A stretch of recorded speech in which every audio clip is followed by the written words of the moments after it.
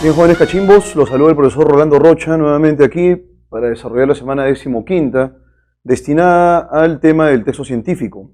Vamos a ver a través de una muestra, me parece consistente, las dos vías en realidad que puede explicitar un texto de carácter científico.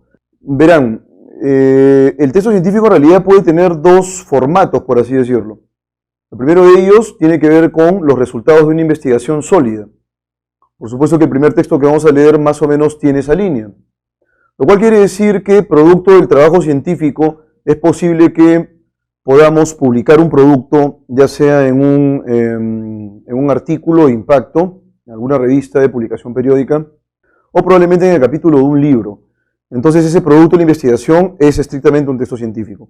Sin embargo, también es posible que detectemos textos científicos más bien de carácter divulgativo, es decir, que son producto de la divulgación científica y no estrictamente producto del trabajo del quehacer en ciencia, en cualquiera de las disciplinas que eso implique.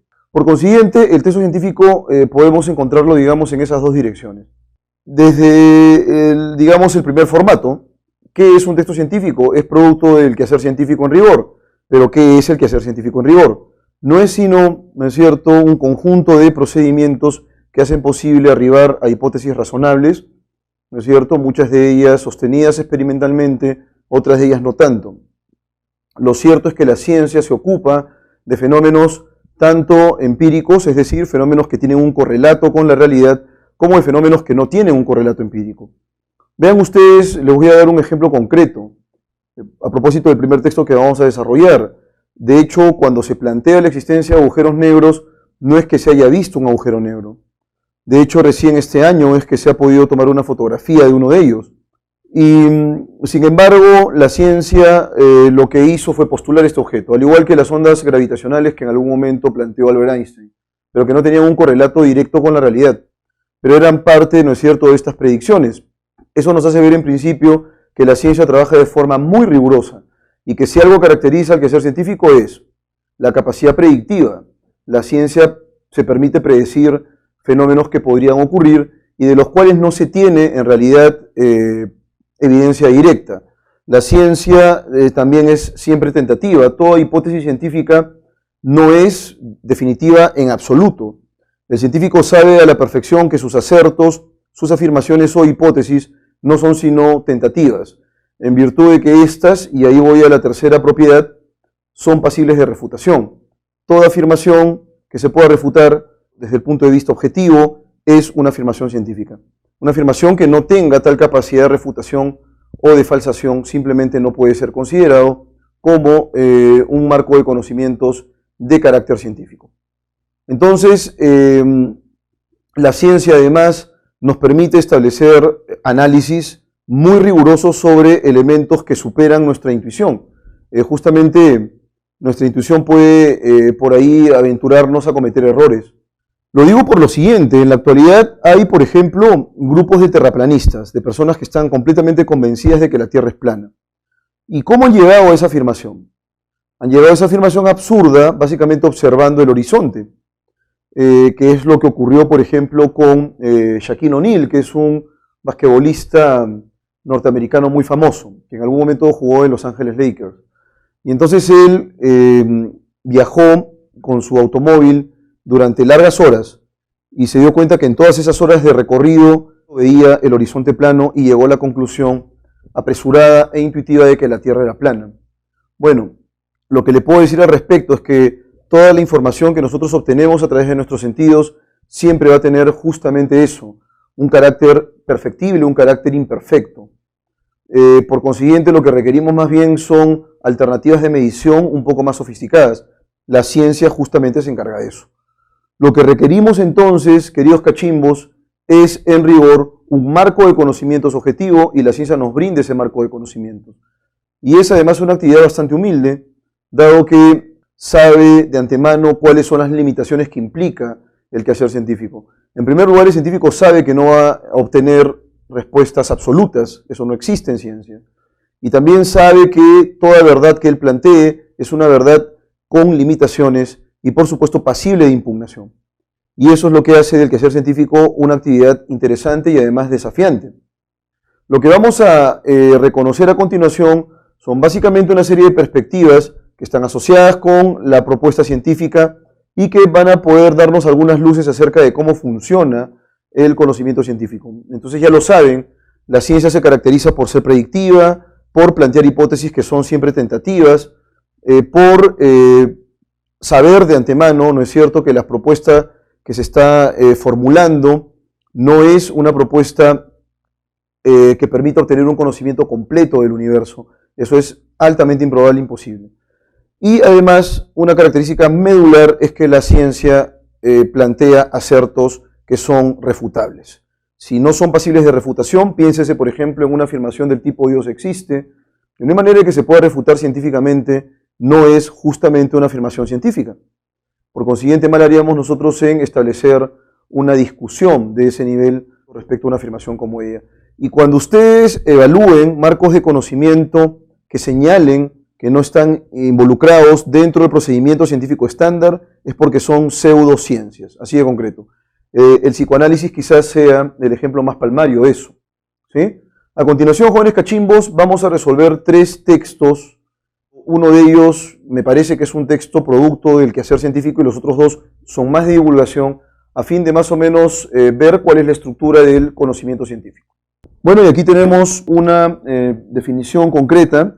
Efectivamente, la ciencia lo que hace es resolver problemas, y resolver problemas teorizando con la finalidad de obtener resultados plausibles, es decir, resultados aceptables. Lo que vamos a ver a continuación es un conjunto de textos que más o menos siguen ello. Y por supuesto que parte de evidencia en muchos casos, pero no en todos. Pensemos, por ejemplo, en las ondas gravitacionales de Einstein. Eran fenómenos gravitacionales, eran fenómenos, estamos de acuerdo, que, si se quiere, no presentaban un correlato empírico cuando Einstein pudo predecirlas. Sin embargo, era razonable que existieran. Y en consecuencia, lo que se comprobó apenas el año 2018, o sea, el año pasado, es que en efecto existía este fenómeno llamado onda gravitacional. Pero recién fue descubierto el año 2018. Lo que quiero decirles con ello es que las predicciones se pueden establecer en ciencia, ¿sí? Pero más adelante se puede establecer el correlato empírico. Lo ocurrió con Newton, por ejemplo, cuando predijo que el cometa Halley iba a volver a pasar por la Tierra y volver a orbitar por la Tierra. Sin embargo, no se tenía en ese momento porque iban a pasar algunos años, algunas décadas, algunos siglos, para que volviera a ocurrir este fenómeno de el paso del cometa Halley por la órbita terrestre. Y entonces, eso ocurrió mucho tiempo después. Pero vean ustedes que ocurrió y tal como lo predijo científicamente Newton, a partir de una serie de evaluaciones y de cálculos, efectivamente el cometa Halley volvió a pasar. Y entonces lo mismo ocurre con las ondas gravitacionales. No hay propiamente un correlato empírico, sin embargo es posible establecer predicciones razonables. Y estas predicciones razonables tienen que ver con una teorización en términos acendrados, una teorización en términos muy profundos, que solamente son posibles estas observaciones y estas predicciones sobre la base de un análisis muy fino, ¿no? Y las herramientas, por supuesto, son herramientas matemáticas en la mayoría de casos. Entonces, dicho esto, queridos cachimbos, vamos a pasar a la resolución de textos. Vamos con el texto de ejemplo número 1. Y dice así: en 1973 comencé a investigar el efecto que tendría el principio de indeterminación de Heisenberg en el espacio-tiempo curvo de las proximidades de un agujero negro. Lo curioso fue que descubrí que el agujero no sería completamente negro. Esa es una cuestión interesante de subrayar. El principio de indeterminación permitiría que escapasen a un ritmo constante partículas y radiación. Vean ustedes, voy a colocarlo aquí, aunque el agujero negro no tendría este color, pero imaginemos que esto es un agujero negro. Esto es un agujero negro con muchísimo poder, muchísima fuerza, y de pronto vemos que escapan una serie de partículas. Ese escape de una serie de partículas a gran velocidad, porque tiene que ser a gran velocidad, va a generar un efecto. Pero entonces, si se genera el efecto, ese efecto se conoce como radiación. Y la radiación, por supuesto, no va a ser imperceptible, de manera que el agujero negro no va a ser completamente negro. Y dice lo siguiente acá luego: este resultado constituyó para mí y para cualquiera una completa sorpresa y fue acogido con un escepticismo general. Pero si se reflexiona detenidamente, tendría que haber sido obvio. Un agujero negro es una región del espacio de la que es imposible escapar si uno viaja a una velocidad inferior a la de la luz. Pero la suma de historias de Feynman afirma que las partículas pueden seguir cualquier trayectoria. Entonces veamos, una puede salir disparada a la izquierda, otra a la derecha, por aquí, por ahí, pero van a salir disparadas a gran velocidad a través del espacio-tiempo. Así, es posible que una partícula se desplace más rápido que la luz. Resulta escasa la probabilidad de que recorra una larga distancia por encima de la velocidad de la luz, pero puede desplazarse más veloz que la luz para salir del agujero negro, y entonces continuar más lenta que la luz. De este modo, el principio de indeterminación permite que las partículas escapen de lo que se consideraba una prisión definitiva, un agujero negro. La probabilidad de que una partícula salga a un agujero negro de la masa del Sol sería muy reducida, porque tendría que viajar a velocidad mayor que la de la luz durante varios kilómetros, pero pueden existir agujeros negros mucho más pequeños. Ojo con ello, eso es interesante. Formados en el universo primitivo. Estos agujeros negros primordiales podrían tener un tamaño inferior al del núcleo de un átomo, o sea, excesivamente pequeños, ¿no? Muy, pero muy pequeños. Y sin embargo, su masa sería de 1.000 millones de toneladas, la del monte Fuji. Es posible que emitan tanta energía como una gran central eléctrica. Si consiguiéramos encontrar uno de esos diminutos agujeros negros y aprovechar su energía. Por desgracia, no parecen haber muchos en el universo. La predicción de radiación de los agujeros negros fue el primer resultado no trivial de la combinación de la relatividad general de Einstein con el principio cuántico. Demostró que el colapso gravitatorio no era un callejón sin salida, como parecía ser. Las partículas de un agujero negro no tienen por qué tener un final de sus historias en una singularidad. De hecho, pueden escapar del agujero negro y proseguir más allá de sus historias. Tal vez el principio cuántico signifique que también uno es capaz de sustraerse a las historias contando con un comienzo en el tiempo, un punto de creación en el Big Bang. Muy bien. Entonces, estimados cachimbitos, vean ustedes esta información, la voy a subrayar aquí, fue el primer resultado no trivial de la combinación de la relatividad general de Einstein con el principio cuántico. Y de hecho que los fenómenos cuánticos eran fenómenos que, en el caso de Albert Einstein, le causaban cierto recelo, ¿no? Él en realidad consideraba que la mecánica cuántica no era en realidad un marco teórico, digámoslo así, atractivo, en virtud de que él partía de un supuesto, ¿no? El supuesto era el siguiente: Dios no juega los dados, y en tanto que no juega los dados, mis estimados cachimbitos, eso en realidad no quería decir que Dios existía, ni mucho menos, o que Einstein era creyente, sino que el universo, todo en el universo estaba regulado, y si estaba regulado, el científico era capaz de poder definir cuáles son las leyes que lo rigen. Y eso es lo que al parecer Albert Einstein buscaba. Buscaba detectar y formalizar esas regularidades del universo, esas regularidades del cosmos. Vamos con las preguntas entonces. En la pregunta número 1 nos señalan cuál es el antónimo de obvio. Y obvio en el texto se refiere a algo palmario. Y si es palmario, es evidente. Evidente, visible. Evidente, visible. ¿Estamos de acuerdo? Común. Entonces, ¿cuál sería el antónimo de obvio? Axiomático, o sea, de lo evidente, el antónimo sería axiomático, relativo al axioma, a una verdad, digamos, muy fuerte, probablemente inexpugnable, probablemente irrefutable, no. Inexacto, tampoco, porque eso haría pensar que obvio es exacto, y más bien obvio, ya les había dicho, es sinónimo de palmario, evidente, visible. En consecuencia, el antónimo concreto sería hermético. Profesor, ¿y qué es hermético? Es cerrado, blindado. Y entonces hermético podría ser la clave en virtud de que se aleja de lo que es visible o común. Una persona puede ser hermética, por ejemplo, y es una persona que no se da a conocer con claridad o con facilidad. ¿Cuál es el tema central del texto? ¿La confirmación de la existencia de los agujeros negros? No. El hecho de que un agujero negro no es completamente negro en principio y que de él pueden escapar las partículas en diversas direcciones, ¿sí? De manera que eso se llama radiación. La B, el descubrimiento de la radiación de los agujeros negros. Sí, efectivamente esa es la clave. Porque nos habla acerca de esta posibilidad de que puedan escapar las partículas. Para que ello opere, tienen que escapar a gran velocidad. Una velocidad increíble, una velocidad más alta que la velocidad de la luz. Y ya más adelante, cuando escaparon por fin del agujero negro, entonces es posible que se puedan detener y ir más lento. Ojo con eso. Y efectivamente la foto que se le ha tomado al agujero negro, queridos cachimbos, es una foto en la que no se nota un objeto, un fenómeno completamente oscuro, sino que existe radiación, hay, digamos, luminosidad. La clave es la B. El descubrimiento de que el agujero negro no es completamente negro es de índole. Aquí el autor del texto nos remite a la década del 70, del siglo pasado. En esa época se planteaba que la existencia de un agujero negro. Una pregunta interesante es, ¿se tenía evidencia de que el agujero negro existía? Es decir, evidencia empírica directa. La respuesta es no. De manera que lo que se hizo en rigor fue determinar la existencia del agujero negro, pero desde el punto de vista conjetural, a saber, desde el punto de vista teórico. La clave correcta es D. No puede ser observacional, menos experimental, porque no hay manera de que podamos tener en nuestro laboratorio directamente un agujero negro. Bueno, no es trivial, trivial es sin importancia, y tampoco es filosófico, sino es científico. Vamos con la pregunta 4.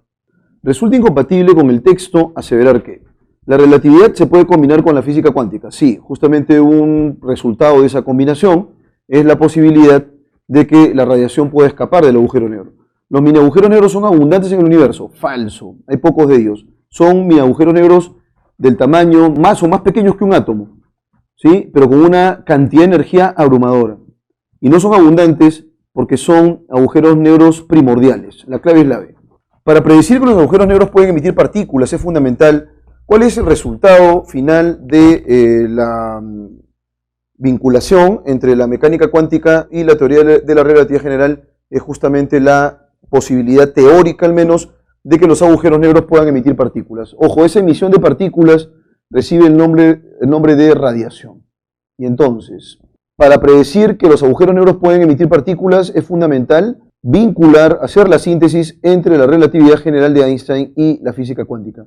Tal es el caso de lo que nos señala en el texto. El resultado apremiante, digamos, el resultado más relevante ha sido la capacidad de emitir partículas por parte de un agujero negro. Y finalmente, si ninguna partícula pudiese moverse más rápido que la luz, bueno, sencillo, se supone que en el agujero negro la partícula escapa porque es capaz de viajar a una velocidad mayor que la velocidad de la luz, mucho mayor. Pero si no pudiera moverse más rápido que la velocidad de la luz, no habría radiación entonces, no habría manera de que ninguna de esas partículas pueda escapar. En consecuencia, todas quedarían encerradas en la fuerza devastadora del agujero negro. Vamos con la A. El agujero negro dejaría de ser una prisión, la teoría de la relatividad sería totalmente falsa, el principio de indeterminación sería inválido. Los agujeros negros deberían tener masa. La radiación del agujero negro sería imposible. Si no hay salida, no hay radiación. De manera que la clave correcta es la alternativa E. Vean ustedes, jóvenes. Newton, que fue quizás la mente más brillante en la historia de la humanidad, pudo establecer la siguiente conjetura, establecer la conjetura de que el universo era estático, de que el universo era perdurable y de que nada hacía que el universo cambie. Vean ustedes que esa tradición también la asume Albert Einstein y él, a través de sus observaciones y cálculos, llegó pues a obtener resultados que eran inquietantes. ¿Cuáles? El más importante de ellos era que el universo estaba en expansión. En ese momento él se resistió a considerar que eso ocurría, es decir, que el universo estaba en movimiento. Y lo que hizo fue retrucar sus observaciones y además retrucar sus predicciones matemáticas sobre justamente ello, de tal manera que le pueda dar un universo estático. Y llegó pues a un recurso ad hoc, ¿no? Un recurso ad hoc a saber la constante cosmológica. Plantea la constante cosmológica con la finalidad de que sus ecuaciones y sus predicciones no chocaran con el universo estático. Por supuesto que él se reparó en que estaba cometiendo un terrible error. Y miren lo que dice aquí. En la teoría general de la relatividad de Einstein, el espacio y el tiempo pasaron a ser de un mero escenario pasivo en que se producen los acontecimientos a participantes activos en la dinámica del universo. Ello condujo a un gran problema que se ha mantenido en la frontera de la física a lo largo del siglo XX. El universo está lleno de materia y esta deforma el espacio-tiempo de tal suerte que los cuerpos se atraen. Einstein halló que sus ecuaciones no admitían ninguna solución que describiera un universo estático, invariable en el tiempo. En vez de abandonar el universo perdurable, trucó sus ecuaciones, añadiéndoles un término denominado la constante cosmológica, que brindaba una solución estática para el universo. Si Einstein se hubiera atenido a sus ecuaciones originales, podría haber predicho que el universo se está expandiendo o contrayendo. Luego se probó que el universo está en expansión. Y cuanto más lejos se hallan las otras galaxias, con mayor velocidad se separarán de nosotros. Este descubrimiento eliminó la necesidad de una constante cosmológica que proporcionara una solución estática para el universo. Años después, Einstein dijo que la constante cosmológica había sido el mayor error de su vida. En realidad, la relatividad general predice que el universo comenzó en lo que se llama la gran explosión. De manera que la teoría de Einstein implica que el tiempo tuvo un comienzo, aunque a él nunca le gustó esa idea. En efecto, si las galaxias se están separando, ello significa que en el pasado deberían haber estado más juntas. Hace unos 15.000 millones de años, todo el universo habría estado concentrado en lo que el sacerdote católico Georges Lemaitre denominó átomo primordial. Hay cierta coincidencia, ¿no? Entonces el átomo explota y producto de esa explosión es que se genera el espacio-tiempo, el cosmos en rigor. Pregunta número 1. ¿Cuál es la mejor síntesis de la lectura? El más grave error que cometió el gran científico Albert Einstein fue postular la necesidad de una constante cosmológica para explicar la simetría del cosmos. Eso es cierto, pero no es el mejor resumen. La alternativa B. Se ha logrado probar suficientemente que la materia que copa el inmenso universo deforma el espacio circundante y produce una curvatura en el tiempo. Eso es cierto, pero no es la idea principal. Gracias a la hipótesis de la constante cosmológica, Einstein pudo demostrar la índole estacionaria de nuestro universo, procedimiento útil para explicar el origen del cosmos. No, esa no puede ser la clave, porque aquí nos hablan de índole estacionaria, y efectivamente eso está vinculado con la constante cosmológica, pues no se está moviendo el universo. Sin embargo, este no puede ser un procedimiento útil para explicar el origen del cosmos. Se asume en rigor que el Big Bang fue el que generó el universo. La teoría de la relatividad predice correctamente un universo dinámico, pero como Einstein no creía en ello, incorporó erróneamente una constante cosmológica. Esa es la clave, ¿no? Cómo le saca la vuelta a esta dinamicidad espacio-temporal y él utiliza su conocimiento matemático para poderla plantear en principio y para poder negar el universo en movimiento. El término trucar, ¿qué connota? La palabra trucar se refiere a cambiar, es decir, las primeras predicciones arrojaban un universo en movimiento. Entonces lo que él hizo fue trucar de forma maniquea sus cálculos con la finalidad de que le permitan, obtener este universo estático. Por supuesto que más adelante se percata, como dije hace un momento, del tremendo error que estaba cometiendo. La clave correcta es tergiversación, porque lo que está haciendo es cambiar su primera hipótesis, sus hipótesis iniciales a través de recursos matemáticos, de recursos ad hoc. Vamos con la pregunta 3 entonces. Resulta incompatible con el texto aseverar que la idea de un universo en expansión es una hipótesis ya corroborada científicamente. Bueno, en efecto, ahora lo que se entiende es que el universo sí está ampliando sus dominios. Es decir, esa ampliación de sus dominios, ese movimiento, no es sino el eco de esa primera explosión. Imagínense ustedes la cantidad de energía que se liberó. B. El átomo primordial de Lemaitre implica una refutación a la relatividad de Albert Einstein. No es una refutación. Si se quiere, el átomo primordial forma parte de los cimientos de Albert Einstein. En consecuencia, la clave correcta es la alternativa B. Si Einstein desde el inicio hubiese creído en un universo en expansión, entonces ya no hubiera sido necesario plantear la variante cosmológica, porque esta constante cosmológica no es sino un recurso ad hoc, con la finalidad de parchar posibles vacíos de la teoría. Entonces, la clave correcta aquí en la pregunta número 4 sería la alternativa A. No habría recurrido a la hipótesis de la constante cosmológica, porque ya el universo está en expansión y entonces no requiere pensar que el universo es estático. Se infiere que la cosmología decimonónica, ¿qué cosa es decimonónico? Relativo al siglo XIX. Muy bien. Relativo al siglo XIX. Vamos a colocar de manera más clarita aquí. Relativo al siglo XIX. Propugnaba, es decir, defendía un universo estático. Estamos hablando del siglo XIX. Y por supuesto que todos pensaban en ese momento que el universo estaba parado. La Tierra solamente giraba sobre su eje, pero no es que el universo haya estado en expansión. Muy bien. Bueno, ustedes han oído hablar, jóvenes cachimbos, de la propuesta del eterno retorno de Friedrich Nietzsche. Bueno, lo que planteaba de manera más o menos simple es lo siguiente, ¿no? Que la combinación de todas las partículas y átomos del universo iban a determinar en algún momento que se agotase las posibilidades combinatorias y entonces eso iba a generar, en sentido estricto, que nosotros volviéramos a tener esta clase de acá a muchos miles de años, volviéramos a este lugar, es decir, lo idéntico se repita una y otra vez. Y él al parecer estaba confiado en que eso era así. Y dice lo siguiente aquí: la doctrina de los ciclos, que su más reciente, cuyo más reciente, vamos a corregir, cuyo más reciente inventor llama del eterno retorno, se puede formular así. El número de todos los átomos que componen el mundo es, aunque desmesurado, finito.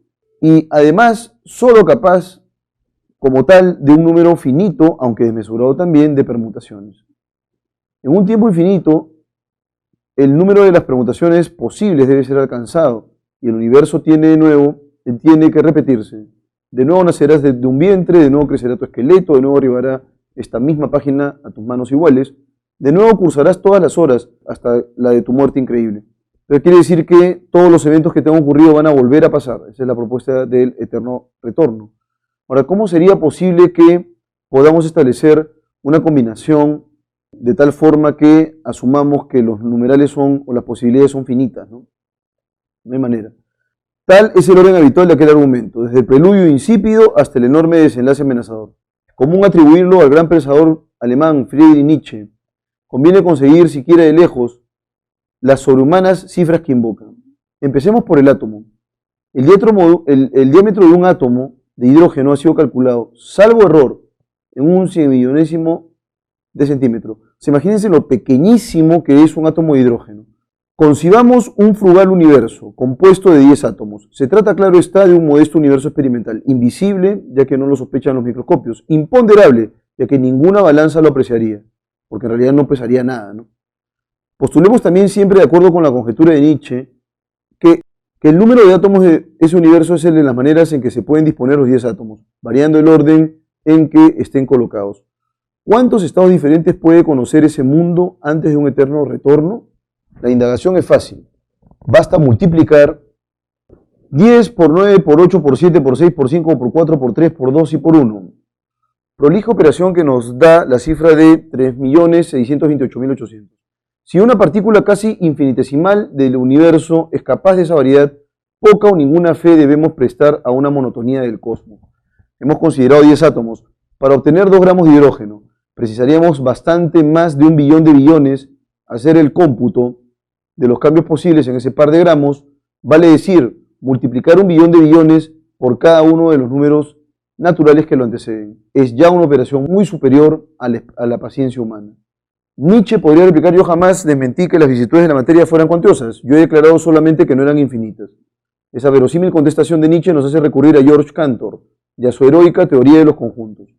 Cantor destruye el fundamento de la tesis de Nietzsche, afirma la perfecta infinitud del número de puntos del universo y hasta de 1 metro de un universo, o de una fracción de ese metro. La operación de contar no es otra cosa para él que la de equiparar 2 series. El conjunto de los números naturales es infinito, pero es posible demostrar que son tantos los impares como los pares. Y ahí tenemos, al 1 corresponde el 2, al 3 corresponde el 4. Muy bien. La prueba es tan irreprochable como insustancial, insignificante, baladí, pero no difiere de la que sostiene que hay tantos múltiplos de 3018 como números hay, sin excluir de estos al 3018 y sus múltiplos.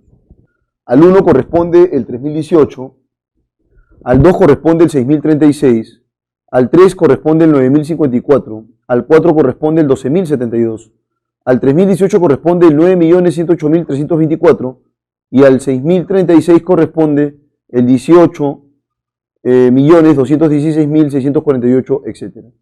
Una genial aceptación de estos hechos ha inspirado la fórmula de que una colección infinita, por ejemplo la serie natural de números enteros, es una colección cuyos miembros pueden desdoblarse a su vez en series infinitas.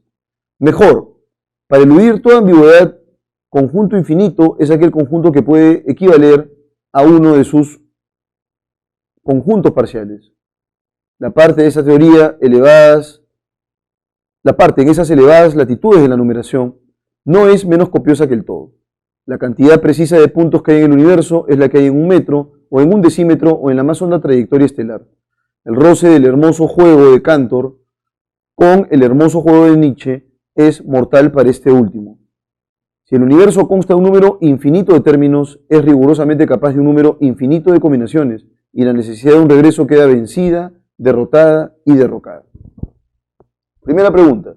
¿Cuál es la idea principal de la lectura? La idea principal sostiene que todo lo que es, ha sido y volverá a ser indefinidamente, pues la naturaleza del tiempo es circular. No, tiene que ver con el eterno retorno. El eterno retorno es una concepción inexpugnable, no es inexpugnable, se puede impugnar. La tesis nietzscheana del eterno retorno se ve impugnada por la teoría de conjuntos de Cantor, esa es la clave. George Cantor logra demostrar matemáticamente que no es posible el eterno retorno.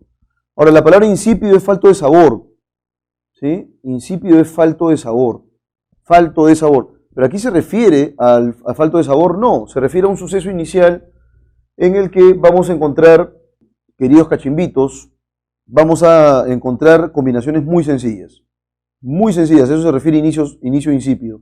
Sin embargo, más adelante, cuando las combinaciones sean a gran escala, combinaciones que forman parte del marco del universo, ¿sí?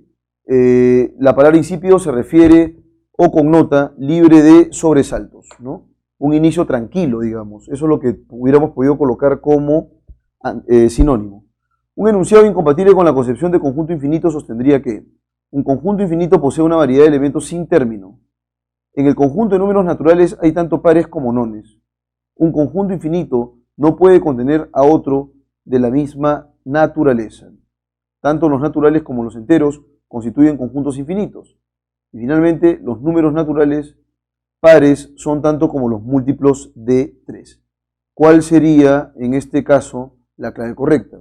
Alternativa C. Un conjunto infinito no puede contener a otro de la misma naturaleza. Más bien, es posible que lo pueda contener, y que pueda contener varios. La clave correcta entonces es C. Si se demostrara físicamente que la cantidad de átomos en el universo fuese una cantidad finita y no infinita como plantea Cantor, aunque extremadamente grande, el eterno retorno nietzscheano adquiriría aceptabilidad, eso es plausibilidad. A partir de la teoría de Cantor se colige que los efectos son anteriores a las causas naturales. Los hechos pasados volverán a ocurrir cíclicamente. Los números pares superan a los números impares. Una parte puede ser tan grande como un todo infinito.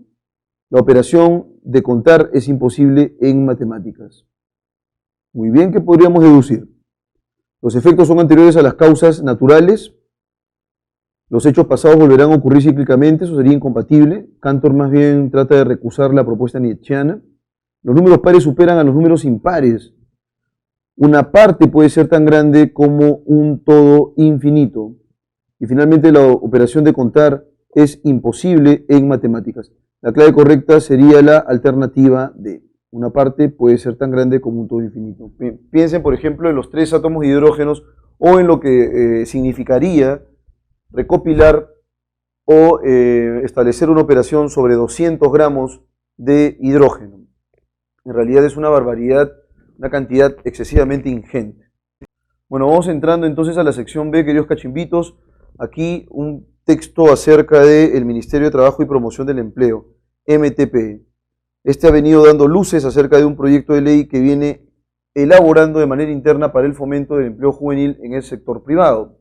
Ayer, el viceministro de Promoción del Empleo y Capacitación Laboral, Fernando Cuadros, explicó que esta iniciativa se centrará en promover los contratos para jóvenes a plazos indeterminados, considerando a su vez incentivos a las empresas para su contratación, como subsidios a los aportes del Seguro Social de Salud y aparte del sistema pensional. Entonces, lo que quiere decir esto es que no más contratos definidos, no más contratos arbitrarios que podrían eventualmente ameritar el despido de algún joven, sino que los contratos ahora serán más bien indeterminados, ¿no?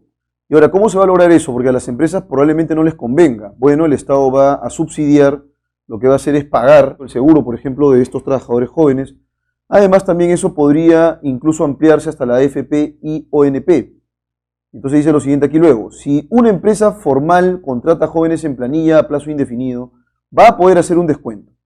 El aporte de salud ya no lo va a realizar la empresa, sino que va a ser financiado por el propio Estado. Y estamos pensando también subsidiar parte del aporte de los trabajadores a la AFP u ONP, detalló el viceministro.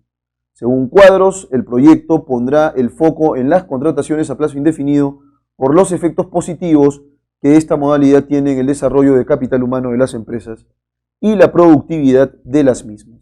De acuerdo a cifras del MTPE, sobre la base de la planilla electrónica, en el primer semestre de este año, los contratos a plazo indeterminado representaron el 35% del total, mientras que los contratos a plazo fijo temporales se extendieron a un 65% de trabajadores privados formales, lo cual significó un incremento de 1.8 puntos porcentuales frente al mismo periodo de 2017. O sea, hay un incremento quizás, y eso se puede ver de manera más clara en la infografía que vamos a plantear a continuación, aunque sea pues un crecimiento bastante exiguo, ¿no? Es decir, ha crecido poco, pero finalmente ha crecido. Asimismo, en agosto la generación de empleo formal privado en el Perú urbano se contrajo a una tasa anual de 0,3%. El sector más golpeado fue el de manufactura, 2,2%, que lleva 6 años de caída ininterrumpida. No obstante, el viceministro Cuadros consideró que el empleo formal crecería 1% a fin de este año en el país. Tenemos la imagen aquí, empleo formal privado según grupo de edad. Aquí tenemos dos grupos etarios, hasta 29 años y, vamos a colocarlo de otro color, hasta 29 años y de 30 más años. Hasta 29 años, de 30 más años, en 2 semestres. El primer semestre tanto de 2017 como de 2018. Y vemos en principio que hay un aumento en la cantidad. O sea, pasa de ser 3.244.115 a 3.411.000. O sea, había un incremento. Y aquí es 31,2 y esto se ha reducido a 30,5 en el año 2018. No es en realidad mucha la diferencia, es 0,7%. No llega ni al 1% siquiera, pero no necesariamente eso va a implicar una disminución cuantitativa en la cantidad de empleados. Vamos con la pregunta número 1. Fundamentalmente el texto se centra en explicar. ¿Qué explica el texto? Los subsidios que ofrece el Estado a las empresas que integren jóvenes, la mejora de la rentabilidad de las empresas a raíz de una reforma legal, un proyecto de ley elaborado por el MTPE para fomentar el empleo juvenil, las originales ideas de la conducción del viceministro Fernando Cuadros, la rentabilidad que supone para la empresa la contratación de jóvenes. Bueno, en este caso se trata de un proyecto de ley, o sea, todavía no hay una ley y esta ley tampoco ha sido aprobada. Se trata de un proyecto que se está discutiendo y que procura dar algunas facilidades o estructurar facilidades a fin de que los cuadros jóvenes puedan obtener un empleo, por supuesto, remunerado, lo cual va a implicar un subvencionamiento por parte del Estado. El Estado va a pagar eso. Y entonces la clave es la C, un proyecto de ley elaborado por MTPE para fomentar el empleo juvenil. En el texto de término indeterminado, ¿qué sugiere? No te están pidiendo, por favor, el sinónimo, sino más bien qué implicancias tiene esta palabra indeterminado con otros potenciales contextos. ¿Cuál sería la clave correcta? La clave correcta sería continuidad, porque lo que va a ocurrir, queridos cachimbos, es que los trabajadores jóvenes no tengan que estarse retirando en periodos específicos de tiempo, 3 meses, 4 meses. La clave correcta es continuidad. Del gráfico se infiere que la cantidad de jóvenes menores de 30 años con acceso a un empleo formal privado supuso el éxito absoluto del proyecto de ley elaborado por el Poder Ejecutivo. Un proyecto no puede ser, querido cachimbito, exitoso. Lo que va a ser exitoso es la ley y la aplicación de la ley. Entonces, por esa razón, la clave no puede ser la A. Se redujo de forma apenas perceptible en comparación a lo sucedido en 2017. No había una reducción. La cantidad de jóvenes ha aumentado. Lo que se ha reducido, aunque de manera ínfima, es el porcentaje de jóvenes de menos de 30 años. Eso es todo, pero no es que, señores cachimbos, haya habido una reducción del número. De nuevo, dice lo siguiente aquí, 3.244.000 el año 2017, 3.411.000, o sea, lo que ha habido es un aumento. Y entonces la clave correcta es la C. Se incrementó durante el 2018, aunque porcentualmente experimentó una reducción. Eso es cierto, ¿no?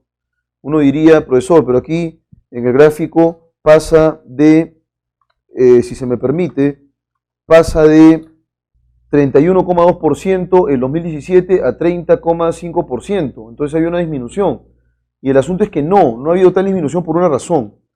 En el año 2018, ese poco más de 30% equivale a 1.040.506 empleados. mientras que en el 2017 equivale a 1.012.163. O sea, hay un incremento en el número, la clave es C. Respecto al proyecto de ley para el fomento del empleo juvenil, se sostiene que muy pocas personas cumplen los requisitos que exige esta nueva ley. La generación de empleo formal privado ha caído bastante en el Perú, eso es incompatible. La motivación principal radica en la potenciación del factor económico. La clave es C. Ahora ustedes se preguntarán por qué. El empleo juvenil lo que va a generar es una mayor productividad. Y si hay mayor productividad, va a haber mayores dividendos en las empresas. Entonces, si se quiere, productividad, ¿sí? Y bueno, si hay mayor productividad, va a haber mayores ganancias, de manera que el estímulo es económico. Finalmente, 5. Si el proyecto de ley elaborado por el MTP no contemplara ningún tipo de subsidio, es decir, si el Estado no pagara nada, adiós subsidios, el Estado no paga, bueno, va a ser complicado que una empresa quiera contratar indeterminadamente a un empleado joven. La clave correcta es la E. El aumento de la contratación de jóvenes en el sector privado tendría serios óbices. Profesor, ¿qué es óbice? Óbice es obstáculo, escollo. Listo. Vamos ahora con el texto número 2, que es un texto dialéctico, señores cachimbos, y vamos a revisar la temática rápidamente a propósito de que ya se ha inaugurado la Feria del Libro. Veamos en realidad qué nos depara este texto. Dice lo siguiente acá. Por mucho que los vendan como la panacea de la lectura, los lectores de libros electrónicos tienen sus inconvenientes. Comprar un libro tradicional y empezar a leerlo es un proceso tan complejo como comprar una manzana y darle un mordisco. Comprar un libro electrónico requiere un nivel mínimo de aprendizaje. Hay que descargarlo, sincronizar el dispositivo y encontrar el archivo. El proceso se ha aligerado de forma notable respecto a cómo era hace 10 años. Pero la experiencia de lectura en un libro electrónico sigue siendo exasperantemente contraintuitiva en no pocos casos. Bueno, yo no sé cómo será la experiencia de ustedes con los libros electrónicos, pero mi experiencia sí ha sido ciertamente desastrosa. No me puedo concentrar y bueno, he abortado esa misión hace no poco. Dice luego, por otro lado, Naomi Baron, directora del Centro de Enseñanza e Investigación y Aprendizaje de la Universidad en Estados Unidos, realizó una amplia encuesta sobre hábitos de lectura entre estudiantes universitarios y llegó a una conclusión interesante. El 92% declara concentrarse mejor cuando leen libros tradicionales que cuando lo hacen ebooks. Entre las razones que alegan, o sea, cuáles son las causas que determinan una predilección de los libros tradicionales, o sea, los libros impresos, destacan la mayor facilidad e inmediatez para interactuar con el texto y la ausencia de distracciones como las que surgen a cada instante en la pantalla de una tablet y con menos frecuencia en un e-reader. Con tal evidencia resulta errado afirmar que el ebook desplazará por completo al libro tradicional. Bueno, como podemos ver, el autor del texto A está meridianamente en contra de los libros electrónicos, ¿no? Por una cuestión funcional. Texto 2b. La lectura en formatos electrónicos brinda beneficios específicos que les permitirán a mediano plazo reemplazar al libro tradicional. Una de las principales ventajas de los libros electrónicos es que no ocupan lugar físico.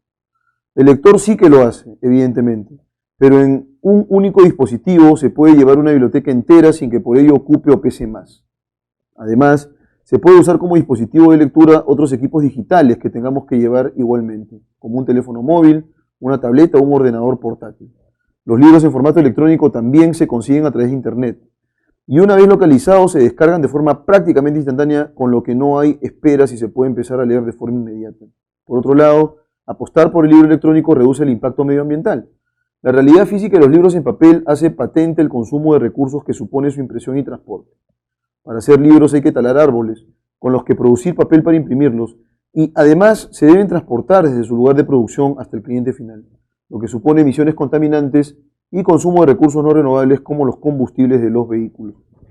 Entonces aquí el autor señala que hay una mayor practicidad del ebook y además lo que genera es un impacto medioambiental positivo, ¿no? Dado que no va a haber pues tala de árboles o de bosques con la finalidad de generar papel impreso o papel imprimible.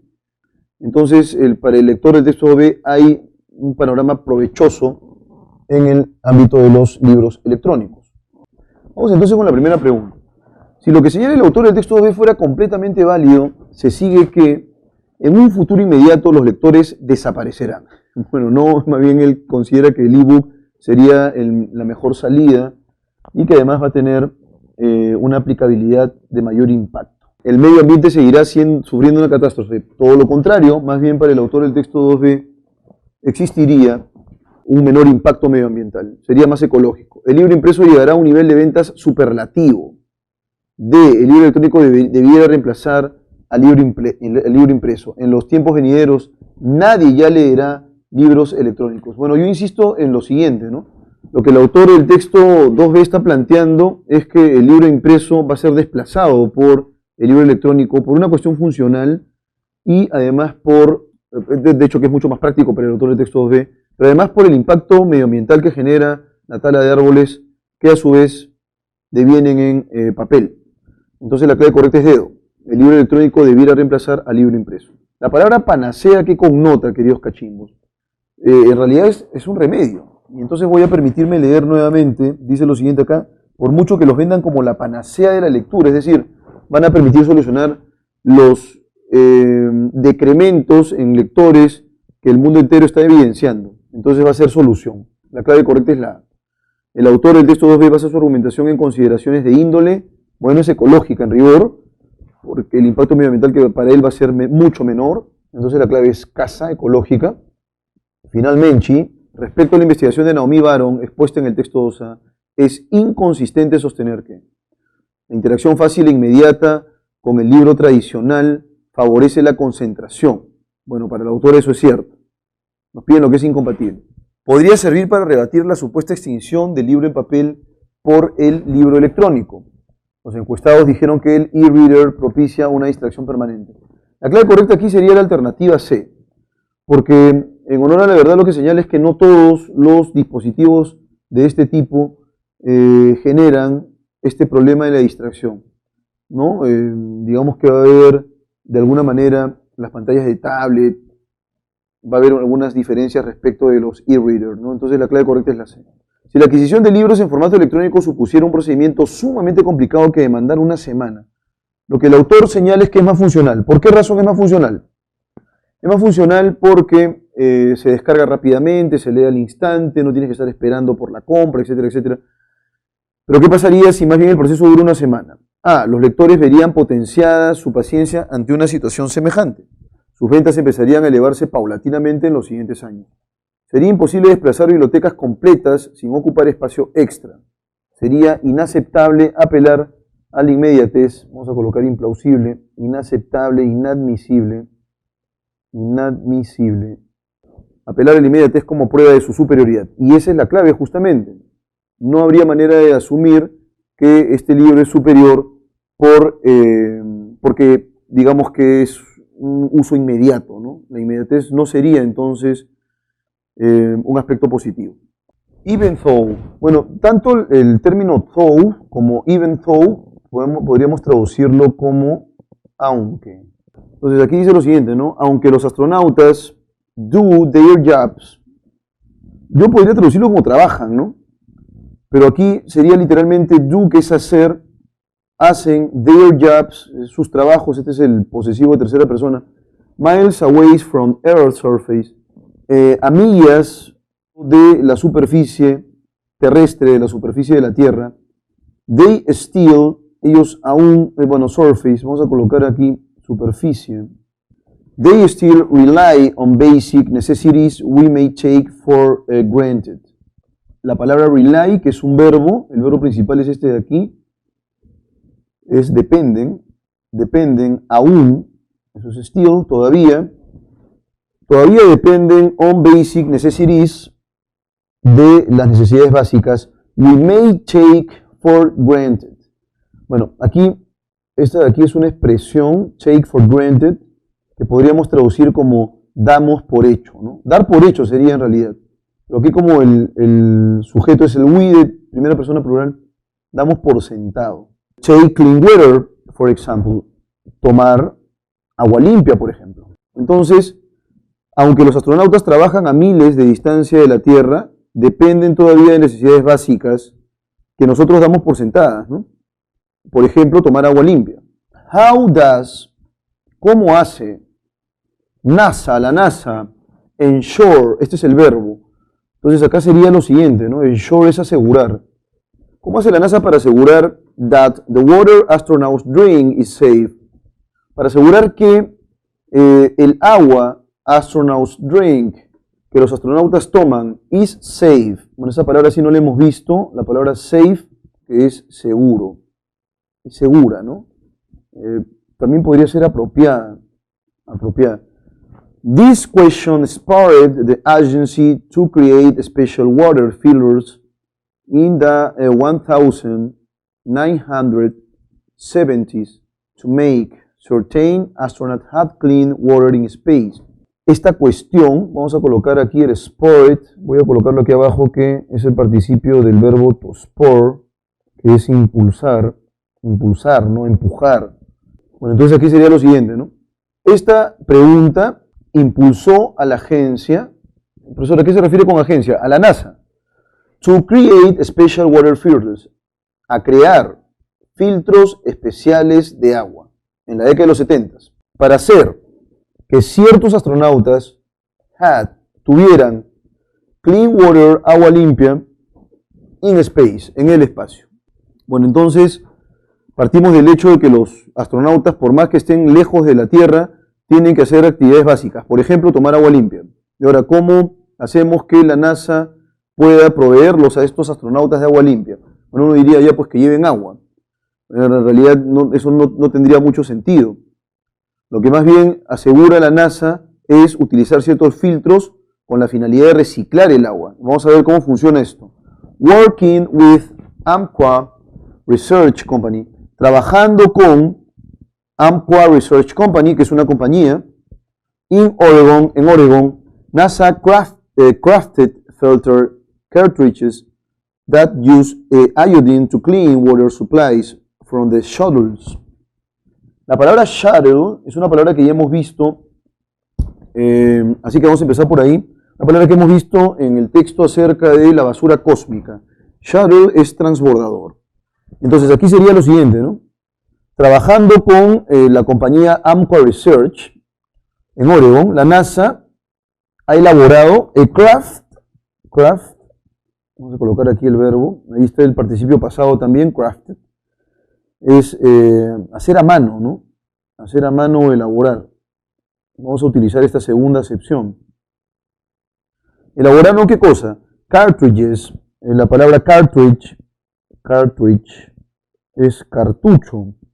Entonces elaboraron cartuchos de filtro que usan iodine, que es yodo, vamos a colocarlo aquí abajo, to clean water supplies, para limpiar.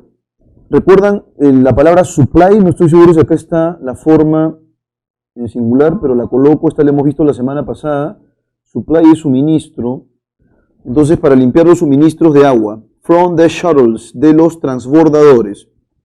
La tecnología, call it the microbial check valve. Vamos a colocar aquí, bueno, check, vamos a colocar control. Y la palabra valve, que es válvula. La tecnología denominada la válvula de control microbiano has gained, de to gain, vamos a colocar aquí el verbo al costado, to gain, que es ganar. La válvula que ha ganado, ahí tenemos la palabra en latín, la palabra momentum, que es una palabra latina. Recuerden la era isabelina y la cantidad de palabras latinas en inglés. Entonces vamos a colocar aquí impulso, porque eso es lo que significa. Entonces, la tecnología denominada la válvula de control microbiano ha ganado impulso in cleaning water, en la limpieza del agua for municipal water plants, para las plantas municipales de agua. It has paved the way. ¿Qué cosa es paved? Todo esto es el verbo en primer lugar, no es una forma compuesta. Entonces vamos a colocar el verbo aquí al costadito, to pave, que es pavimentar. Profesor, ¿qué cosa es pavimentar? Cuando, por ejemplo, colocan una pista en un lugar que no tenía antes pistas, eso es pavimentar, ¿no? Colocar pavimento. Y eso cosa tiene que ver con el agua. Bueno, aquí lo podríamos traducir de la siguiente manera, ¿no? Ha allanado the way, el camino, for devising other ways, para producir otras maneras, to filter the resource, otras maneras de filtrar el recurso. ¿Qué recurso? El agua. For human consumption. La palabra consumption es consumo. Vamos a colocarlo aquí arribita. consumo. Entonces, digamos que esta tecnología lo que ha generado es que se piense en otras vías para poder filtrar el agua, ¿no? Para que pueda ser consumida por los seres humanos. Such filters, tales filtros, se han convertido o han devenido especially important, ¿sí? Especialmente importantes en áreas where chemicals, donde los químicos have contaminated groundwater supplies. Aquí está la palabra supplies nuevamente. Donde los químicos han contaminado los suministros groundwater. Vamos a colocarlo aquí al costado. Groundwater. Ya más o menos tienen que ir intuyendo qué cosa es groundwater, ¿no? La palabra ground que le hemos visto que es piso, suelo, y water que es agua. Entonces vamos a colocar aquí agua subterránea. Entonces lo que nos está diciendo el texto es que estos filtros devienen especialmente importantes en aquellas áreas donde los químicos lo que han hecho es contaminar estos suministros de agua subterráneos. In recent years, digamos en los últimos años, en años recientes, la NASA has upped the ante, la NASA ha aumentado, la palabra ante es apuesta inicial, ¿no? Una apuesta inicial, la apuesta inicial, with its water studies, con sus estudios del agua, by creating units, creando unidades that can more efficiently recycle, que pueden reciclar de manera más eficiente human waste, los desechos humanos. La palabra waste también la hemos visto, ¿no es cierto? Waste, la palabra waste sinónimo de desecho. La pongo de una vez. Such as urine, tales como la orina, into safe drinkable water, para volverla agua bebible, for astronauts, para los astronautas. Thought, aunque the prospect of venturing, digamos esta perspectiva de aventurarse to Mars, a Marte, seems, parece, light years away, años luz lejana, the potential of providing to the space crew, el potencial de proveer, bueno, ¿qué cosa es crew? Esa palabra también ya la habíamos visto. La palabra crew es tripulación. Y entonces, ¿qué cosa es space crew? Tripulación espacial. El potencial de proveer a la tripulación espacial with the water, con el agua, it needs, que necesitan, might not be, puede no serlo. Eso quiere decir que viajar hasta Marte, ¿no es cierto? La aventura de hacerlo aparece pues todavía como muy lejana, ¿no? Pero proveer de agua a toda una tripulación espacial parece no serlo, ¿no? O puede no serlo. Y entonces vamos con la primera pregunta. What is the main idea of the passage? ¿Cuál sería la idea principal? Scientists discovered that traveling to Mars is possible if the crew has water. Los científicos descubrieron que viajar a Marte es posible si la tripulación tiene agua. Esa es la idea principal. Vamos con la alternativa B. The microbial check valve, ¿no es cierto? La válvula de control microbiano is the most important filter. Es el filtro más importante that allows to drink water, que permite tomar agua. Es el filtro más importante que permite tomar agua. Luego, C. It is very difficult to obtain water. Es muy difícil obtener agua from a natural source. ¿Qué cosa es source? La palabra source es fuente. Es muy difícil obtener agua de una fuente natural in the deep big space, en el espacio, en el gran espacio profundo. Alternativa D. NASA has been creating. La NASA ha estado creando different filters, diferentes filtros to supply. La palabra supply, que es por supuesto suministro como sustantivo, aquí está apareciendo como verbo y hace falta solamente transformarlo en verbo. La NASA ha estado creando diferentes filtros para suministrar o para proveer a los astronautas with safe water, con agua segura, ¿no? Con agua apropiada, adecuada. Y finalmente, alternativa E, recientemente, there is a project that wants to transform urine into fresh water. Existe un proyecto que quiere transformar la orina en agua fresca. Bueno, la clave correcta sería la alternativa D. porque no es solamente un dispositivo, acá nos mencionan uno, pero no es el único. Ya dicen que esta válvula de control microbiano ha disparado, digamos, ha allanado el terreno para que aparezcan otros más efectivos, tal vez. According to the passage, the verb to ensure, asegurar, que eso es ensure, most nearly means. Acá en el contexto sería lo siguiente, ¿no? How does, esa es la pregunta, ¿no? How does NASA ensure? ¿Cómo hace la NASA para asegurar that the water astronauts drink is safe? Que el agua que los astronautas toman es segura. Entonces hay una palabra aquí que no conocen ustedes, que es to forecast. La palabra to forecast, porque es una palabra nueva, es pronosticar. Y luego de ahí todas las conocen, ¿no? To make, que es hacer, to see, que es ver, to anticipate, que es anticipar, y to guarantee, que es garantizar. Y entonces, ¿cuál sería la clave si to ensure es asegurar? Sería garantizar, to guarantee, ¿no? We can plausibly infer from the information about the microbial check valve that it. Podemos inferir plausiblemente from the information, de la información, about, sobre la microbial check valve, sobre esta válvula de control microbiano, that, que it is one, este es el sujeto, es uno of the multiple filters, de los múltiples filtros created by scientists, de los múltiples filtros creados por los científicos. Pushed NASA to invest a great amount of money. Bueno, aquí tenemos un verbo nuevo. No estoy seguro si lo hemos utilizado en algún momento, pero igual me permito colocarlo, que es invertir. La palabra amount lo coloco aquí también, ya que tenemos espacio, que es cantidad, y entonces diría más o menos lo siguiente, ¿no? Ha impulsado o ha empujado a la NASA a invertir una gran cantidad de dinero. Has paved, bueno, esta palabra ya la hemos visto, que es del verbo to pave, que es allanar. Es en realidad pavimentar, ¿no? Pero aquí en el texto es allanar, pues. Ha allanado el camino para desarrollar otros filtros. D is the newest type of filter ever created by NASA. Es el tipo de filtro más nuevo jamás creado por la NASA.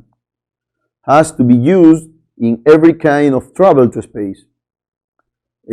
Bueno, ha sido usado en distintos tipos de viajes en el espacio o el espacio. La clave correcta sería la alternativa. Es uno de los múltiples filtros creados por los científicos. No es el único, de hecho, que aquí nos hablan de que este allanó el terreno para otros. Y por esa razón no puede ser la clave la C, porque este es literal. ¿Sí? Este es literal. Vamos ahora, queridos cachimbitos, con las últimas preguntas. Pregunta número 4. It is not compatible. It is not compatible with the author point of view that NASA is indifferent to the astronaut's needs. La palabra need, ya la hemos visto, puede ser un verbo, need. To need, que es necesitar. Pero need puede ser un sustantivo también. ¿Y qué sería need? Necesidad. Y entonces, ¿la NASA es indiferente a las necesidades de los astronautas? Bueno, directamente diría yo que esa es la clave. Porque no es indiferente. Imagínense ustedes crear esos filtros para que ellos puedan reciclar su propia orina. Eso tiene que ver con una preocupación, ¿no? Traveling to Mars is far from complicated. Viajar a Marte está lejos de ser complicado. Some kind of filters became very important. Algunos tipos de filtros han devenido, ¿no es cierto?, o se han vuelto muy importantes. NASA developed studies about recycling.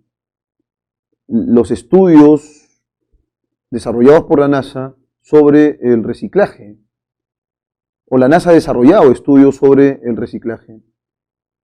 Y finalmente los astronautas necesitan agua limpia en el espacio. La clave correcta sería la alternativa A. La alternativa B es efectivamente compatible. Nos dicen que viajar a Marte se aparece o se erige como más complicado que proveerles de agua a los astronautas. Luego dice aquí, algunos tipos de filtros se han vuelto muy importantes. Claro, el filtro, por ejemplo, para reciclar la orina, justamente. Y a propósito de eso, la D también es compatible. La NASA ha desarrollado estudios sobre reciclaje. Y finalmente los astronautas necesitan agua limpia para vivir en el espacio. Sí, pues, agua limpia en el espacio. De lo contrario, ¿cómo podrían hidratarse? Entonces la clave correcta es la alternativa A. Y finalmente, 5, if there were, si fuese imposible for technology, para la tecnología, to purify any kind of water in space. Purificar cualquier tipo de agua en el espacio. Bueno, si eso fuera posible, los viajes tendrían que ser cortos en primer lugar. Y lo más probable es que los astronautas tengan problemas, ¿no? Vamos con la alternativa A. It would be due to the lack. Bueno, esta palabra la hemos visto la semana pasada, ¿no? Que es debido. Acá sería debido a, ¿no? Sería debido. Entonces, voy a traducir esto de la siguiente manera. Literalmente el would be, lo traduciríamos así. Sería debido. Entonces, vamos a colocar todo esto de la siguiente manera. Se debería, to the lack, a la carencia of interest from the NASA scientists, al desinterés, ¿no?, de los científicos de la NASA. There would still be. Vean que aquí dentro de este would be, que sería el modal con el verbo principal, podría incrustarse un adverbio, y eso es lo que ha ocurrido aquí, ¿no? Still, que es aún. Entonces podríamos traducir esto de la siguiente manera, ¿no? Aún sería easy, fácil for astronauts, para los astronautas to sobrevivir on space shuttles, en los transbordadores espaciales. C. That would result in a serious crisis between the special agencies. ¿No? Esto devendría en una crisis seria entre las agencias espaciales. Alternativa D. Would be impossible, sería imposible, to send, enviar, any kind of spacecraft to the space. La palabra spacecraft también lo hemos visto ya en algún momento en este texto sobre justamente los desechos espaciales. Entonces sería imposible enviar cualquier tipo de nave espacial al espacio. Y finalmente alternativa E, that would make even more difficult to travel to a far planet like Mars. Vamos en primer lugar, esto haría, even, aún, more difficult, más difícil, to travel, viajar, to a far planet, a un planeta lejano, like Mars, como Marte. Bueno, la clave correcta sería la E. Sería muchísimo más complicado si no hubiese manera de poder purificar el agua, ¿no? Viajar a Marte entonces sería una empresa todavía más complicada. ¿Cómo llegar a Marte? ¿Cómo hacer que la gente resista sin agua hasta Marte, ¿no? Sería una empresa muy complicada. Bueno, de hecho, siempre hay sacrificados y pienso yo, porque justo ahora se está celebrando un año más del lanzamiento de la perrita Laika. En realidad, esta historia es una historia muy triste, ¿no? A nosotros nos contaron y nos comimos el cuento de que, bueno, Laika llegó al espacio y que probablemente habrá visto, pues, la Tierra, la Luna y qué sé yo. Lo cierto es que la perra, antes siquiera de poder traspasar la atmósfera terrestre, murió. Y no es que haya muerto de miedo. Bueno, el estrés del viaje, de hecho, que la puso muy mal. Pero además, mientras iba ascendiendo, ¿no es cierto?, esta nave espacial, y ya les digo que esa nave espacial era como una lavadora, como si metieras a la perra en una lavadora y la lanzaras, ¿no?, a una velocidad realmente endemoniada. Y lo que ocurrió fue que la temperatura de la nave se elevó hasta los 40 grados. Ahora imagínate un pobre perro dentro de un horno como ese, 40 grados centígrados. Bueno, la perra no llegó al espacio, de hecho que murió antes de traspasar, estamos de acuerdo, la atmósfera terrestre. Murió, por supuesto, con esa tremenda temperatura y con el estrés que le produjo el viaje, porque esta nave espacial no son las naves que tenemos ahora, ¿no? De hecho, era una especie de turbina que generaba un ruido espantoso y eso le causó estrés, además, por supuesto, del intenso calor que terminó por matar a esta pobre perra. Entonces, queridos cachimbitos, la clave correcta ahí sería la alternativa E. Con eso cerramos esta separata del texto científico. Todas las claves de A y B ya están procesadas. Y con ello me despido hasta la siguiente semana. Ya estamos cerrando en realidad el curso. Y espero que el objetivo esté cada vez más cerca y que lo concretes. No necesariamente a través de la pre, sino en el examen de admisión, porque creo yo tienes muchas posibilidades de poder ingresar debido a la preparación de altísimo nivel que has recibido. Muchas gracias por la atención.